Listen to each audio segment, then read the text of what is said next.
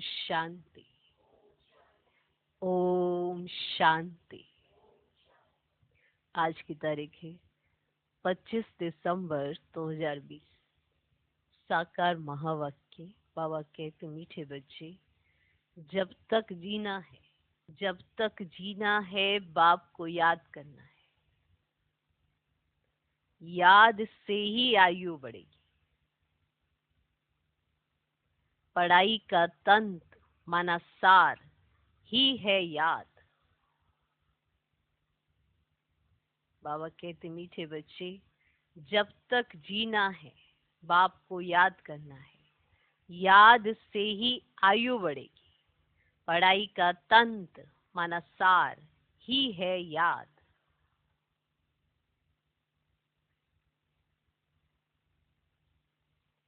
तो जब तक जीना है बाप को याद करना है। याद से ही आयु बढ़ेगी। पढ़ाई का तंत्र माना सार ही है याद। आज का प्रश्न, तुम बच्चों का अतीन्द्रिय सुख गाया हुआ है, क्यों?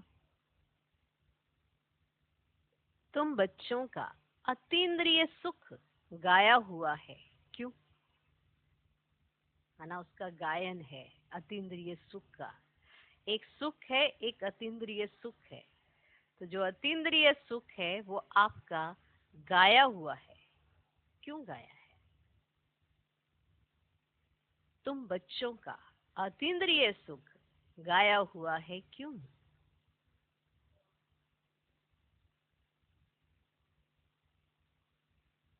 अतीन्द्रिय सुख का गायन है वो भी तुम बच्चों का। देवी देवताओं का अतीन्द्रिय सुख नहीं है। सोच के देखना, कभी नहीं कहा जाता देवी देवताओं का अतीन्द्रिय सुख। गोपी वल्लभ के गोप गोपियों का अतीन्द्रिय सुख कहा जाता है, देवी देवताओं का नहीं कहा जाता। तो तुम बच्चों का अतीन्द्रिय सुख गाया हुआ है, क्यों? उत्तर, क्योंकि तुम सदा ही बाबा की याद में खुशियां मनाते हो। क्योंकि तुम सदा ही बाबा की याद में खुशियां मनाते हो। अभी तुम्हारी सदा ही क्रिसमस है। अभी तुम्हारी सदा ही क्रिसमस है। जो क्रिसमस है वो खुशियों की निशानी है। बहुत सारे तोहफे मिलने की निशानी है। सेंटा क्लॉज के आने की निशानी है। और बहुत झूलियां भरने की निशानी है। और वृक्ष की भी निशानी है, कल्प वृक्ष की निशानी है। पर आधार क्या है? खुशियां। जब हम बाबा की याद में होते हैं ना, वो खुशियां। जब याद कम होती है तो दुख दाम का दुख हम पर प्रभाव डालता है। जब याद में होते हैं तो खुशियां दिखाई देती हैं। झोली में इतना सब कुछ आया हुआ है वो सब नजर आता है। और अगर याद कम होती है तो दुख के मौके ढूंढते रहते हैं, दुखी होने का कारण ढूंढते हैं। वरना तो खुशियां ही खुशियां हैं। सच्ची क्रिसमस जो है वो हम बच्चों की है। इसे बड़ा दिन भी कहते हैं, खुशियों का दिन कहा जाता है। तो अभी तुम्हारी सदा ही क्रिसमस है। हम एक दिन के लिए तो कुछ भी नहीं मनाते। एक दिन के लिए दुनिया हमारा यादगार मनाती है। हम एक जीवन जीते हैं, पूरा एक जीवन। ब्राह्मण बनकर पूरा एक जीवन जीते हैं भगवान के साथ। और ऐसी अंदर स्टैंप लग जाती है जिसके आधार पर फिर से वापस उसी से मिलने के लिए वापस चक्र में आ जाते हैं। कहीं कहते हैं ना, सवागमन के चक्र से छुड़ाओ, और हम कहते हैं इसे चक्र में बार बार लाओ। ये हमारे दिल से आवाज निकलती है। क्यों? क्योंकि हमें इस चक्र के अंदर ही तो वो मिलन की अनुभूति होती है, वो खुशियां मिलती हैं। परम धाम में थोड़ा वो खुशियां मिलती हैं। वहां तो एहसास ही नहीं है, ना सुख का, ना किसी और अनुभूति का, ना आनंद का, ना इंद्रिय सुख का। कोई एहसास नहीं है। पिन ड्रॉप साइलेंस है, बिल्कुल साइलेंस है। तो कईयों को साइलेंस बहुत पसंद होती है, हमें तो उसका साथ बहुत पसंद है। तो वो साथ का जो एहसास है वो परम धाम में भी नहीं है। वो साथ का एहसास यहाँ संगम पर है। इसलिए संगम के लिए हम वापस चक्र में आते हैं। तो ये जो क्रिसमस है हमारे लिए एक दिन नहीं है, हमारा पूरा जीवन जो आज हम बाबा के साथ बिताते हैं वो सदा ही हमारी क्रिसमस है। तो सभी को आज के विशेष दिन की बहुत बहुत मुबारक हो, मुबारक हो, मुबारक हो। Merry Christmas. तुम्हें भगवान पढ़ाते हैं, है ना। खुशियों के लिए जो एहसास होना चाहिए वो एहसास जब कम होने लगता है तब व्यक्ति दुखी होता है, वरना हमारे पास तो खुशियों की खान है, खान। ये एहसास कि हमें मिला क्या है याद रखना। जो याद रखता है वही याद में रहता है, जो याद भूल जाता है कि उससे मिला क्या है वो ही दुखी होता है। वो छोटी छोटी बातों में दुखी होता है। दुख का कारण कोई और नहीं, आप स्वयं खुद हैं। और खुशी में रहने का कारण भी आप स्वयं बनेंगे। लेकिन भगवान ने आपकी झोली जो खुशियों से भरी है उसका एहसास तो करके देखिए। तो तुम्हें भगवान पढ़ाते हैं, तुम्हें भगवान पढ़ाते हैं, इससे बड़ी खुशी और क्या होगी। ये रोज की खुशी है, इसलिए तुम्हारा ही अतीन्द्रिय सुख गाया हुआ है।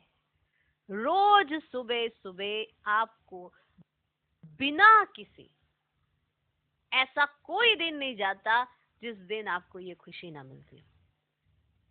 इस खुशी के लिए मन आप सारे कल्प में याद करोगे। और संगम का ये अमूल्य समय सिर्फ अपनी लापरवाही की वजह से, अलबेलेपन की वजह से खो देते हैं कई बच्चे। वरना इस खुशी के आगे सब चीजें फीकी है। स्थूल चीज क्या सुख देके जाएगी, स्थूल प्राप्ति क्या सुख देके जाएगी, या कोई व्यक्ति, वस्तु, वैभव क्या सुख देके जाएगा। आज नहीं तो कल उसने खत्म हो जाना है। ये जो अविनाशी खुशी है ना, यही साथ चलती है। पर इसका एहसास वही बच्चा कर सकता है जिसको ये याद रहता है भगवान जो हमारी पालना करते हैं ना, एक भी दिन मिस नहीं करते। एक भी दिन हमें रोज मुरली मिलती है। एक भी दिन ऐसा नहीं जाता जब आपको ये प्राप्ति ना हुई। बाबा तो बताते हैं कि भले रथ कैसा भी हो, भले वो आज वाचा में आ पाए ना आ पाए, मैं तो चिट्ठी भी लिख देता हूँ, मैं तो लिख के भी मुरली भेज देता हूँ। मैं ऐसा कोई समय जाने नहीं देता हूँ, भले इनकी अवस्था कैसी भी हो। माना शरीर है ना, तो शरीर प्रकृति कुछ ना कुछ ऊपर नीचे चलता है। रथ ऊपर नीचे हो सकता है, माना प्राकृतिक रूप से शरीर की वजह से। लेकिन बाबा एक दिन भी मिस नहीं करते।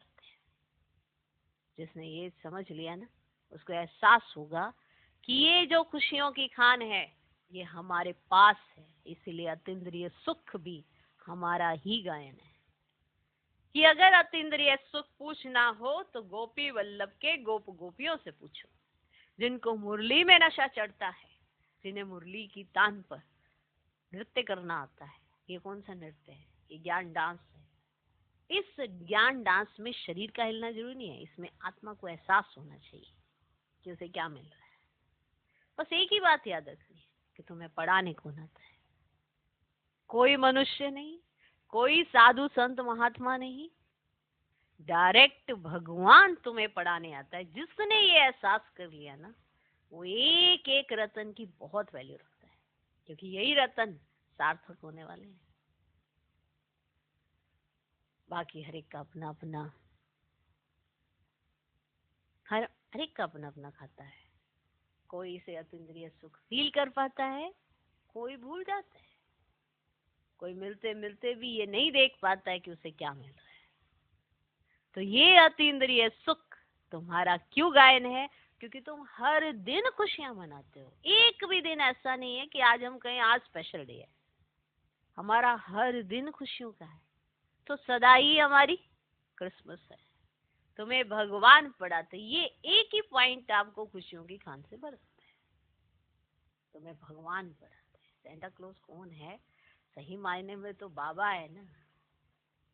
ब्रह्मा बाबा, बूढ़ा बाबा, शिव बाबा, लाल लाल, ये सफेद सफेद, वो लाल लाल, दोनों मिलके हो जाते सेंटा क्लॉज। और दोनों के पास इतना माल है कि उनका झोला कभी खाली नहीं होता है।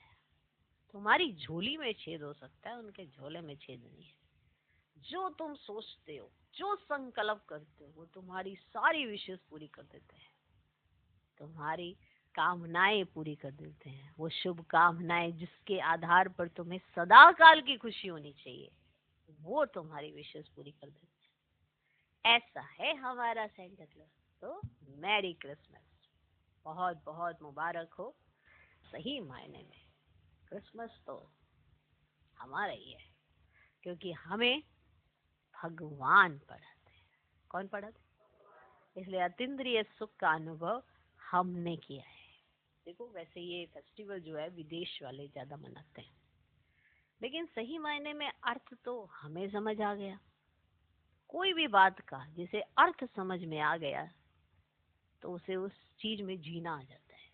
तो अगर आपको क्रिसमस का अर्थ समझ आ गया तो आपको सही मायने में समझ में आएगा कि ये वृक्ष क्या करता है, उसे क्यों सजाया जाता है, ठीक, और वो कौन सा सेंटा क्लॉज है, कौन सा बूढ़ा बाबा है जो अपने झोले में सबके लिए माल लेके आता है ना, सबको माला माल कर देता है, सबको खुशियां बांट देता है, सबको गिफ्ट देता है, जिसको जो चाहिए उसको दे देता है।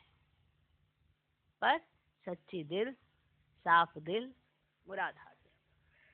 तो सच्चे दिल पर साहेब राजी, और सच्चे दिल वाले की झोली कभी नहीं होती खाली, सदा भरी रहती है। आज भी, कल भी, और सदा काल के लिए, माना पूरे कल्प के लिए।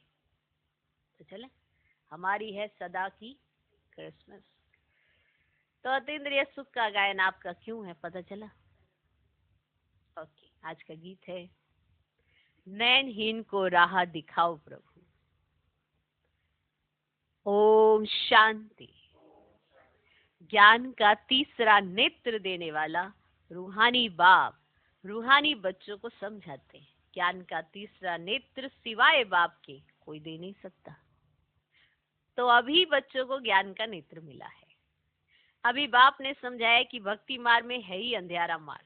जैसे रात में सोजरा नहीं होता है तो मनुष्य धक्के खाते हैं, गाया भी जाता है ब्रह्मा की रात, ब्रह्मा का दिन। सत्युग में ये नहीं कहेंगे कि हमको राह बताओ, क्योंकि अभी तुमको राह मिल रही है। बाप आकर के मुक्ति धाम और जीवन मुक्ति धाम की राह बता रहे हैं। अभी तुम पुरुषार्थ कर रहे हो। अभी जानते हो कि बाकी थोड़ा समय है। दुनिया तो बदलने वाली है। ये तो गीत भी बने हुए हैं, दुनिया बदलने वाली है, परंतु मनुष्य बेचारे जानते नहीं है कि दुनिया कब बदलनी है, कैसे बदलनी है, कौन बदलाते हैं, क्योंकि तीसरा नेत्र तो ज्ञान का है ही नहीं। अभी तुम बच्चों को ये तीसरा नेत्र मिला है जिससे तुम इस सृष्टि चक्र के आदि मध्य अंत को जान गए हो, और यही तुम्हारी बुद्धि में ज्ञान की सैक्रीन है। जैसे थोड़ी सी सैक्रीन बहुत मीठी होती है, मानो थोड़ी सी भी होगी ना, बहुत मीठी होती है, वैसे ये ज्ञान के दो अक्षर मन मना भव, ये सबसे मीठी चीज है। बस बाप को याद करो। बाप आते हैं और आकर के रास्ता बताते हैं। कहाँ का रास्ता बताते हैं? शांतिधाम और सुखधाम का। तो बच्चों को खुशी होती है। दुनिया नहीं जानती है कि खुशियां कब मनाई जाती हैं, कि सही मायने में खुशियां कब मनाई जाती है, दुनिया नहीं जानती है। खुशियां तो नई दुनिया में मनाई जाएंगी ना। ये तो बिल्कुल कॉमन बात है कि पुरानी दुनिया में खुशियां कहाँ से आई। पुरानी दुनिया में मनुष्य त्राही त्राही कर रहे हैं क्योंकि तमो प्रधान है। तमो प्रधान दुनिया में खुशियां कहाँ से आई? अब सतयुग का ज्ञान तो कोई में भी नहीं है, इसलिए बेचारे यहाँ खुशियां मनाते रहते हैं। माना बहुत बड़ा एक फंक्शन रखा जाता है ताकि वो खुश रह पाए और खुशियां मना पाए। देखो, क्रिसमस की खुशियां भी कितनी मनाते हैं। बाबा तो कहते कि अगर खुशियों की बात पूछ रही हो, अगर सही मायने में खुशियां पूछनी हो, तो गोप गोपियों से, माना मेरे बच्चों से पूछो। जो सही मायने में खुशियां पूछनी हो तो मेरे बच्चों से पूछो, माना गोप गोपियों से पूछो, क्योंकि बाप बहुत सहज रास्ता बता रहे हैं। गृहस्थ व्यवहार में रहते हुए अपने धंधे दौरी का कर्तव्य करते हुए कमल फूल के समान रहो और मुझे याद करो। जैसे आशिक माशूक होते हैं ना, देखो कार्य वो सारा करते हैं पर एक दूसरे की याद में रहते हैं। जबरदस्त नहीं? वे भी धंधा दौरी करते एक दो को याद करते रहते हैं। बाबा इसलिए मिसाल देते हैं कि जब वो कर सकते हैं तो तुम क्यों नहीं? आशिक कौन, माशूक कौन? तो जैसे आशिक माशूक होते हैं ना, वे भी धंधा दौरी करते एक दो को याद करते रहते हैं। उनको साक्षात्कार भी होते हैं, जैसे लैला मजनू, हीर रांझा। वो विकार के लिए एक दो के आशिक नहीं होते हैं, उनका प्यार गाया हुआ है, माना वो लगन गाई हुई है। वो विकार के लिए आशिक नहीं होते, उसमें एक दो के आशिक होते हैं। लेकिन यहाँ वे बात नहीं है। यहाँ तो तुम जन्म जन्मांतर उस माशूक के आशिक ही रहे हो। वह माशूक तुम्हारा आशिक नहीं है, वह माशूक तुम्हारा आशिक नहीं है, हम आशिक हैं उसके। तुम उनको बुलाते हो यहाँ आने के लिए, हे भगवान नैनहीन को आकर के राह बताओ। तुमने आधा कल्प बुलाया है। जब दुख ज्यादा होता है तो जास्ती बुलाते हैं। जास्ती दुख में जास्ती सिमरन करने वाले भी होते हैं। देखो अभी कितने याद करने वाले ढेर के ढेर हैं। गाया हुआ है ना, दुख में सिमरन सब करें, सुख में करे ना कोई। जितना देरी होती जाती है उतना तमो प्रधान ज्यादा होते जाते हैं। तो तुम चढ़ रहे हो और वह और ही उतर रहे हैं, क्योंकि जब तक विनाश हो तब तक तमो प्रधान वृद्धि को पाती रहती है। माना तमो प्रधानता वृद्धि को पाती रहती है जब तक विनाश हो। दिन प्रतिदिन माया भी तमो प्रधान वृद्धि को पाती रहती है। इस समय बाप भी सर्वशक्तिमान है तो माया भी फिर सर्वशक्तिवान इस समय में है। वह भी जबरदस्त है। तुम बच्चे इस समय ब्रह्मा मुख वंशावली ब्राह्मण कुल भूषण हो। तुम्हारा है सर्वोत्तम कुल, इसको कहा जाता है ऊंचते ऊंच कुल। इस समय तुम्हारा ये जीवन अमूल्य है, इसलिए इस जीवन की माना इस शरीर की संभाल भी करनी चाहिए। क्योंकि 5 विकारों के कारण शरीर की भी आयु तो कमती होती जाती है ना। तो बाबा कहते हैं इस समय 5 विकारों को छोड़कर योग में रहो तो आयु बढ़ती रहेगी। आयु बढ़ते बढ़ते भविष्य में तुम्हारी आयु 150 वर्ष की हो जाएगी, अभी नहीं। इसलिए बाप कहते कि शरीर की भी बहुत संभाल रखनी चाहिए, नहीं तो कहते हैं ये शरीर काम का नहीं है, मिट्टी का पुतला है, मिट्टी का पुतला है। अभी तो बच्चों को समझ मिलती है कि जब तक जीना है बाबा को याद करना है। आत्मा बाबा को याद करती है, क्यों? वर्षे के लिए। बाप कहते हैं तुम अपने को आत्मा समझकर बाप को याद करो और दैवी गुण धारण करो, तो तुम फिर ऐसे बन जाएंगे। तो बच्चों को पढ़ाई अच्छी तरह पढ़नी चाहिए, पढ़ाई में सुस्ती आदि नहीं करनी चाहिए, नहीं तो नापास हो जाएंगे, बहुत कम पद पाएंगे। पढ़ाई में भी मुख्य बात यह है जिसको तंत्र कहा जाता है कि बाप को याद करो। जो पढ़ाई को सीरियसली नहीं लेता तो वो याद को सीरियसली कैसे लेगा? और जब याद अच्छी नहीं होती तो पढ़ाई भी अच्छी नहीं होती। ये पढ़ाई में जो सुस्ती आती है ये निशानी है कि आपकी याद अच्छी नहीं है। पढ़ाई में सुस्ती आदि नहीं करनी चाहिए, नहीं तो नापास हो जाएंगे, बहुत कम पद पाएंगे। पढ़ाई में भी मुख्य बात यह है जिसको तंत्र कहा जाता है कि बाप को याद करो। जब प्रदर्शनी में या सेंटर पर कोई भी आते तो उनको पहले पहले ये समझाओ कि बाबा को याद करो, क्योंकि वह ऊंचते ऊंच है। तो ऊंचे ते ऊंचे को ही याद करना चाहिए, उनसे कम को थोड़ी याद करना चाहिए। कहते हैं ऊंचे से ऊंचा भगवान, भगवान ही तो नई दुनिया की स्थापना करने वाले हैं। देखो बाप भी कहते हैं नई दुनिया की स्थापना मैं करता हूँ, इसलिए तो मुझे याद करो तो तुम्हारे पाप कट जाए। तो ये पक्का याद कर लो, क्योंकि बाप पतित पावन है ना। वे यही कहते कि जब तुम मुझे वह यही कहते कि जब तुम मुझे पतित पावन कहते हो तो तुम तमो प्रधान हो, बहुत पतित हो, अभी तुम पावन बनो। आपको क्या लगता है हम पावन हो गए? तमो प्रधान सोच से कितना तमो प्रधान सोचते हैं, कितना पतित बनते जाते हैं, आपको पता नहीं। अगर याद होगी तो सोच पर नियंत्रण जरूर होगा। याद नहीं होती तो क्या क्या सोच लेते हैं, ये भी भूल जाते हैं कि हम हैं क्या। क्या है हम? ऑल माइटी अथॉरिटी अपने को सेवाधारी कहते हैं। आप अपने आप को क्या कहते हैं? अथॉरिटी, अधिकारी। वो अपने को सेवाधारी कहते हैं, आप अपने को क्या कहते हैं? ये अहंकार ही है और कुछ नहीं, जो ये भी भुला देता है कि हम तो सिर्फ सेवाधारी हैं। अभी सुनना, बाबा भी यही कह रहे हैं, मैं तक सेवाधारी हूं तो तुम क्या हो? ये तक सेवाधारी है तो तुम क्या हो? बताओ ना। सारे भाग जाओ, यज्ञ तब भी चलता है। ये इतनी सी बात भी अगर दिमाग से निकाल दी ना, तो आज तो सेवा है, कल हाथ में नहीं आएगी। निर्माणता किसे कहते हैं? निरंकारिता किसे कहते हैं? ये सब शब्द है, बताओ ना। ये सब शब्द है, इसका कोई मूल्य नहीं है, जीवन में नहीं लाना। ये कितने बड़े सेवादारी आप क्या। अभी सुनना तो एहसास होगा, उन्होंने एक भी दिन मिस नहीं किया, एक भी दिन। और आपको क्या है, क्या मिला हुआ है? जो सेवा मिली है ना, उसको भाग्य समझ कर, नसीब समझ के करो। अगर ये सोचोगे कि तुम्हारे अलावा तो कोई कुछ नहीं करता, तो सेवा यूं हाथ से छूटेगी जैसे रेत निकलती है।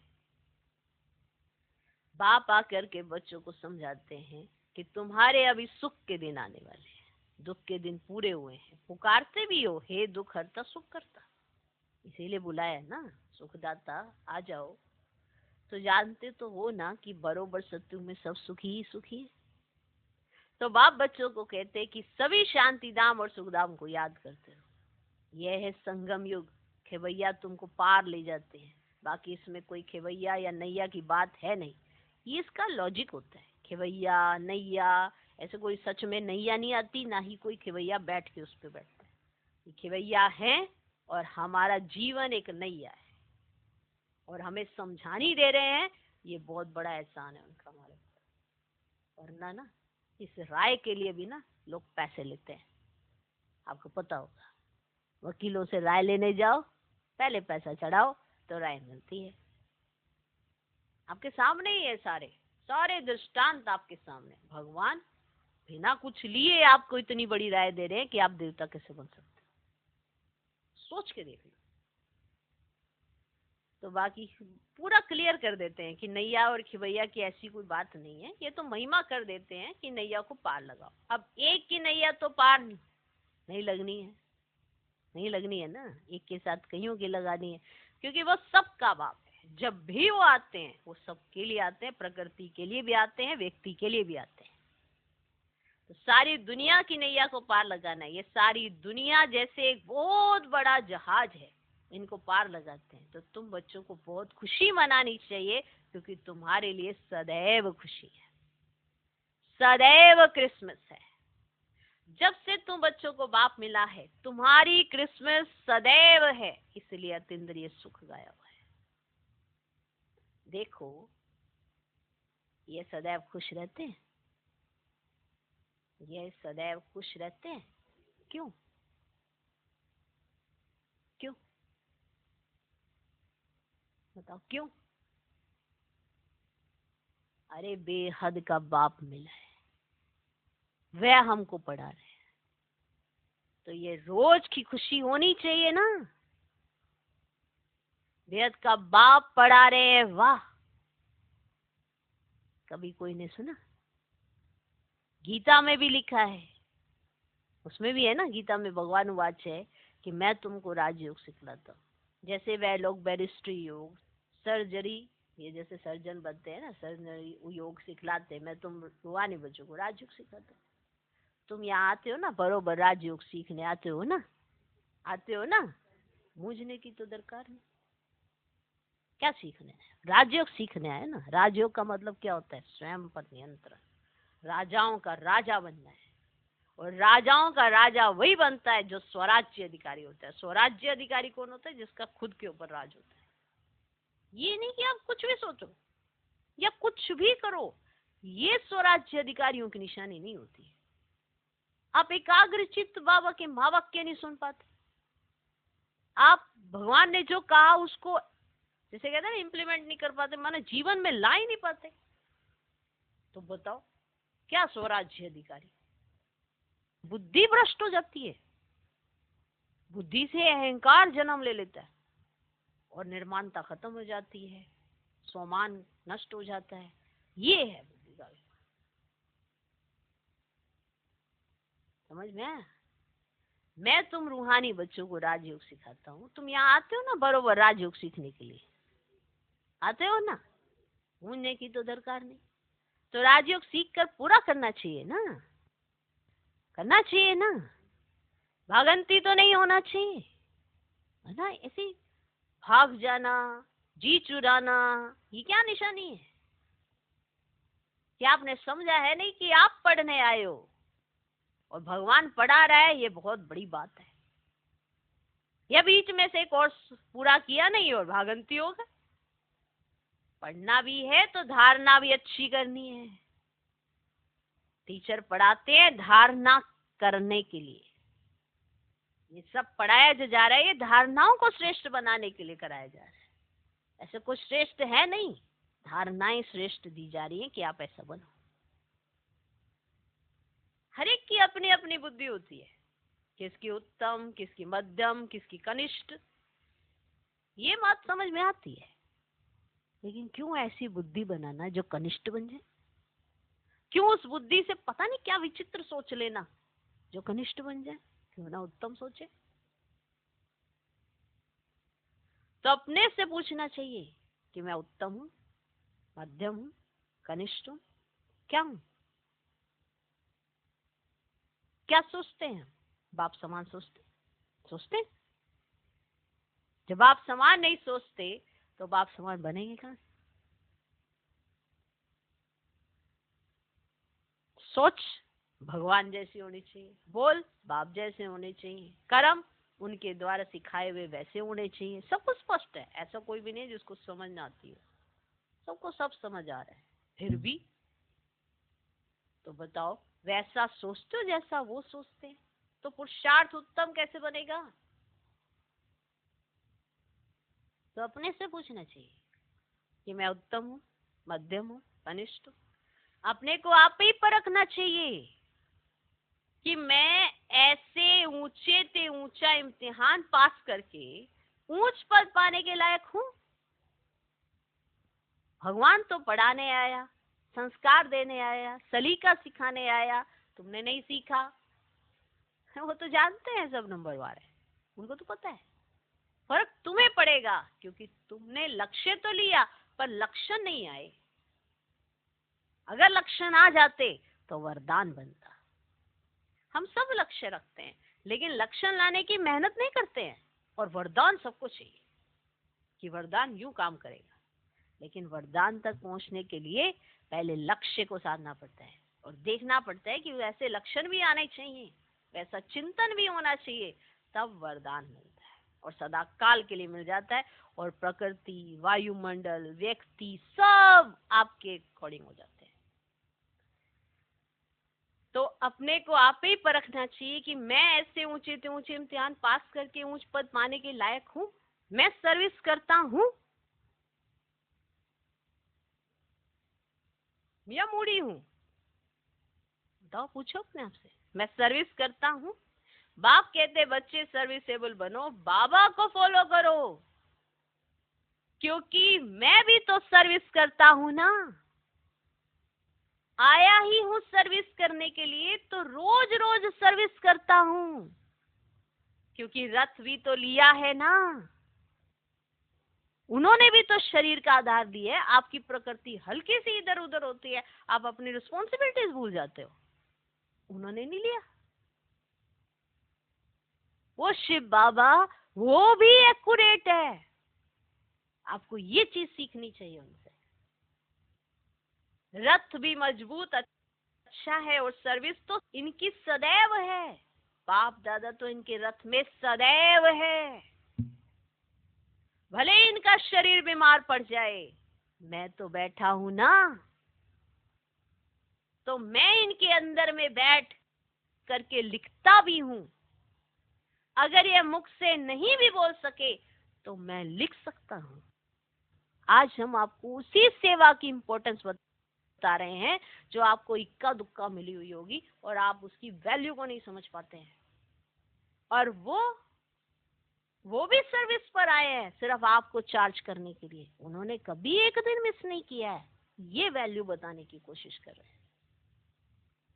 और आपको अगर कोई कुछ कर देता है तो एकदम आता है, ये क्या कर दिया, वो क्या कर दिया। अरे आप तो रोज कुछ ना कुछ करते हो, फिर भी वो मेहनत करते हैं। देखना है तो इधर देखो ना।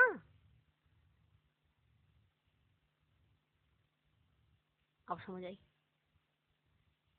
भाव नहीं समझ आएगा ना तो आपको मुरली समझ नहीं आएगी कि वो बार बार ये क्यों कहते हैं कि मैं भी तो सर्विस करता हूँ। वो तो ये शरीर बीमार भी पड़ जाए तब भी अपनी सर्विस कर देते हैं। तो वैल्यू को समझो। तो मैं इनके अंदर में बैठ करके लिखता भी हूँ। अगर ये मुख से नहीं भी बोल सके तो मैं लिख सकता हूँ। मुरली नहीं मिस होती है।